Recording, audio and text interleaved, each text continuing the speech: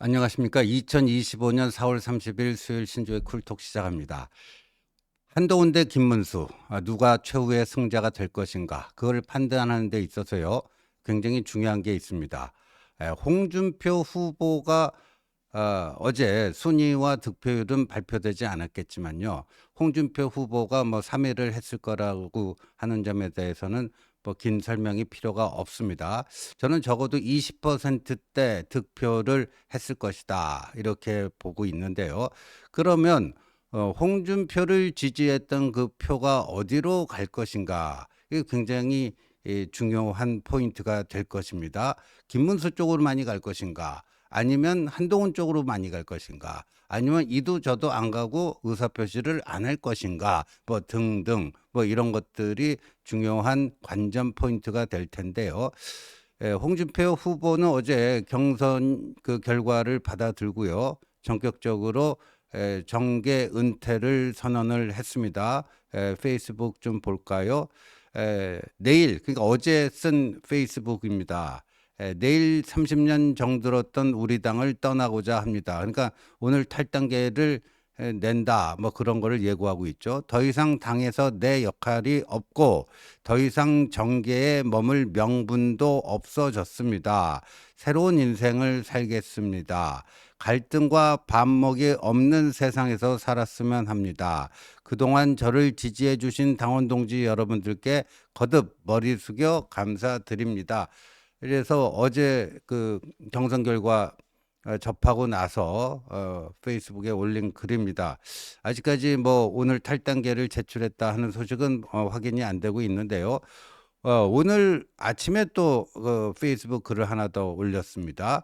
30여 년 전 검찰 대선배들 비리를 수사했다는 것을 이유로 검찰 조직의 왕따가 되어 2년간 이짐에 당하다가 사표 낼 때 아내는 무척 서럽게 울었다. YS의 강권으로 보수정당에 들어와 국회의원 5선, 광역단체장 3선을 했지만 개파 없는 나는 언제나 보수정당의 아웃사이더였다. 3년 전 대선 후보 경선 때 정치 신인인 윤 후보에게 민심에서 10.27% 이기고도 27년 몸 바쳐온 이 당에서 당심에서 참패했을 때 그때 탈당하고 싶었지만 마지막 도전을 위해 보류했는데 오늘 경선 결과를 보고 더 정치를 계속하다가는 추해지겠다는 생각이 들어 이젠 이 당을 탈당하고 정계를 떠나야겠다는 생각이 들었다. 아내도 고생했고 두 아들도 그동안 마음고생 참 많이 했다. 검사 사직 때보다 달리 이번 탈당과 정계 은퇴는 아내와 두 아들이 모두 흔쾌히 받아주었다. 더 이상 갈등으로 지새우는 정치판에는 졸업해야 한다는 생각이 강하게 들어 이제 정치판을 떠나 새로운 세상에서 세상을 관조하면서 평온한 나날을 보내고자 한다. 제7공화국 선진대국 시대를 열지 못한 아쉬움은 남지만 후배들이 잘해주리라 믿는다. 그러니까 정계 은퇴를 하면서 국민의힘 탈당까지 하겠다, 뭐 이런 거죠. 그러니까 뭐 누구를 지지하겠다, 최종적으로 남은 한동훈과 김문수 중에 누구를 지지하겠다, 이런 의사 표현하는 것 자체가 저렇게 정계 은퇴와 탈당 선언을 했는데 좀 어울리지가 않죠. 그런 상태입니다. 그러니까 홍준표 후보는 아무런 의사 표시, 남은 그 경선에 대해 아무런 의사 표시 없이 저렇게 이제 정계 은퇴와 탈당 선언을 했습니다. 그런데 어제요, 그 경선 결과가 발표되자마자 무슨 공지가 하나 떴습니다. 공지. 뭐냐면은 김문수 후보에 대한 지지 선언이 있을 예정입니다. 내일, 그러니까 오늘이죠. 오전 9시 대하빌딩 6층 승리 캠프, 이 김문수 캠프, 유상범, 김대식, 백종원, 김희상 4명의 현역 국회의원, 이영수, 세미준 중앙회장, 김선동, 조광한 전 국회의원, 전 뭐 남양주 시장, 뭐 이런 사람들이 오늘 하겠다 해서 실제 했습니다. 실제 했어요. 보니까요, 오늘 김문수 후보 캠프에 찾아가서 후보 지지 선언을 했습니다. 기사 띄워주시고요. 예, 홍준표 캠프 총괄 상황본부장 그 김문수 왼쪽에 있는 유상범 의원이 지지선언 기자회견을 했고요. 김문수 후보가 빅 단일화 빅 텐트를 주창하시고 그것이 오늘날 보수 후보의 유일한 승리 방정식이라는 것은 모두가 공감한다. 김 후보의 선정과 승리를 함께 기원하겠다. 보니까 이제 김대식 의원, 백종원 의원, 김희상 의원 이렇게 3명, 그다음에 이영수, 그다음에 김선동, 강효상 전 의원 뭐 이런 사람들이 참석을 했다라고 합니다. 자, 그러면 저 현역 의원들, 전현직 의원들이 가서 지지선을 했다 해서 그럼 홍준표 표가 김문수 쪽으로 가겠는가? 뭐 일부 갈 수도 있겠죠. 일부 갈 수도 있겠어요. 근데 그 홍준표 후보의 어제 페이스북 글과 오늘 페이스북을 곰곰이 또 찬찬히 뜯어보면 이 굳이 탈당 선언까지 할 필요가 있겠는가? 이제 정치 졸업, 정치 은퇴 선언만 하면 되는데 굳이 탈당까지 할 필요가 있겠는가 하는 생각을 안 할 수가 없거든요. 안 할 수가 없어요. 그리고 오늘 페북 쓴 거 보면은 사실 2021년 그 용병 정치 신인 윤석열에게 대선 후보 경선에서 민심에서는 이겼는데 그때는 참고로 역선택 방지 조항이 없었습니다. 민심에서는 이겼는데 당심에서 참패했다.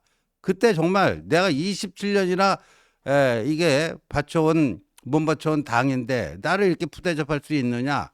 그때 탈당하고 싶었지만 한 번 더 도전해야 되겠다는 생각에서 꾹꾹 참고 보류했는데 오늘 경선 결과를 보고 더 정치를 계속하다가는 취해지겠다. 이 당이 또 나를 버렸다라는 거예요. 이 당이.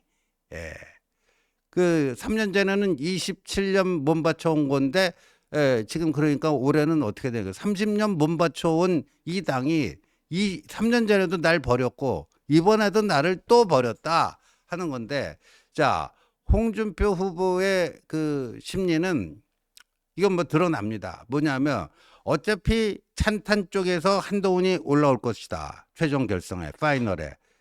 그렇다면은 반탄에서 홍준표 입장에서는 김문수를 제끼고 본인이 올라가야 된다. 본인이 올라가야 된다. 그러니까 사실 이 4강전에서는요. 사실 그 홍준표 입장에서는 김문수가 먼저 넘어야 될 허들입니다. 김문수라는 허들을 넘어야지 최종적으로 한동훈과 1대1 대결에서 최종 승부를 겨뤄볼 수가 있는 그런 거였는데 김문수 허들을 넘지 못하고 거기서 자빠져 버린 것이죠. 그러니까 김문수가 이 당심, 그러니까 어찌 보면 홍준표와 김문수는 지지 기반이 매우 유사하죠. 겹치죠. 70대. 그러니까 정치 입문도 1995년 6년인가 그때 15대 국회 때 같이 했었어요. YS 키즈라는 그때 별칭이 있었습니다. 김문수, 홍준표 다요. 그랬는데 이 김문수 쪽으로만 가고 내 쪽으로 안 오고 뭐 물론 거기에는 이제 김문수가 일찌감치 한독수 보험을 들어놓고 그거를 마케팅을 잘했다 하는 측면도 있겠죠. 그러니까 홍준표 입장에서는 이 당이 서운한 거예요. 이 당이 서운한 겁니다. 그래서 굳이 할 필요 없었던 탈당 선언까지 한 것 아닌가 이렇게 분석이 됩니다. 이렇게 분석이 되는데 자 그러면 한 20몇 % 득표로 보여지는 그 홍준표 표들이 저렇게 국회의원 몇몇이 김문수 캠프에 몰려가서 그 지지했다고 해서 그쪽으로 나갈 것인가? 저는 전혀 그렇지가 않습니다. 오늘 굉장히요. 이거는 지금 언론이 이걸 전혀 보도를 안 하고 있는데 굉장히 중요한 게 그 인터넷 커뮤니티에 떴습니다. 디스인사이드 마이너 갤러리에 그 중도 보수 갤러리라고 있죠. 저거 굉장히 저는 이 시사하는 바가 큽니다. 찬찬히 한번 좀 보겠습니다. 잠시 이 자리를 빌어서 얘기해도 될까? 솔직히 나도 홍카단이었음. 홍카는 홍카콜라. 그러니까 홍준표의 별칭이 홍카콜라 아닙니까? 그러니까 홍준표를 지지하는 그 청년 그 모임은 홍카단이라고 부릅니다. 솔직히 나도 홍카단이었어. 솔직히 나는 17년 대선 당시 홍준표를 지지해 왔음. 그러니까 2017년 문재인 대선에 그 중간 과정 속에 홍카콜라도 보았음. 시대를 관통하는 원초적인 한방이 결정적인 좋은 글이었음. 예. 22년 대선 당시 윤석열이 아닌 준표형을 지지했음. 17년 대선에 문재인이 대선 후보로 되었을 때 당시 나는 홍준표 시장님을 땡땡 준표형으로 여러 번 불렀음. 당시 실시간적으로 나는 관련 유튜브에 준표형 보고 준표형 땡땡 했으면 좋겠어 라고 말하고 함. 그러나 시대의 흐름은 한 인간의 의지를 뒤로 하고 윤석열은 대선 후보로 선출됐음. 그리고 나는 그럼에도 불구하고 현 홍준표 시장님을 준표형으로 계속 부름. 애칭임. 그 이후 3개월 뒤에 준표형이 유튜브 아이디를 준표형으로 바꿨다는 건 유머. 당시를 바탕으로 한 기반인지도 모르겠지만 그럴지는 모르겠지만 이를 기반으로 하여 당시 홍준표 대선 후보는 청년의 꿈이라는 인터넷 커뮤니티를 창설함. 바로 아래 청문홍답. 이 청년의 꿈은요.